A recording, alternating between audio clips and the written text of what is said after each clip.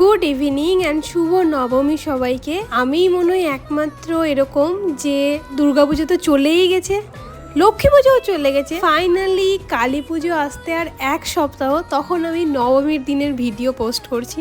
যাই হোক, সবার কাছে আমার এই লেট করার দিক থেকে পিএইচডি করার জন্য ক্ষমা প্রার্থী। যাই হোক, দিনটা তো নবমী ছিলই, আর আমি দেখো রেডি হয়েছিলাম। আর এই জামাটা আমাকে দিয়েছিল আমার মেজো মাসি। আর এবছর আমি বাড়ি থেকে যেই জামাটা নিয়েছিলাম সেটা তো পরাই হয়নি। অ্যান্ড ফাইনালি ওই দিন আমরা 3 জন মিলে বেরিয়েছিলাম, মানে বাবাকেও পেয়েছিলাম। বাবা এবছর পুজোয় ওই একদিনই ঘুরেছে। দশমীর দিন আমরা ভেবেছিলাম একটু বেরোবো, কিন্তু বেরোনোর টাইমে বৃষ্টি পড়ছিল, তার জন্য আর বেরোনো হয়ে ওঠেনি। পরে বৃষ্টি ছাড়লেও অনেকটা লেট হয়ে গেছিলো, আর কারো ইচ্ছে করছিল না, তাই বেরোনো হয়নি।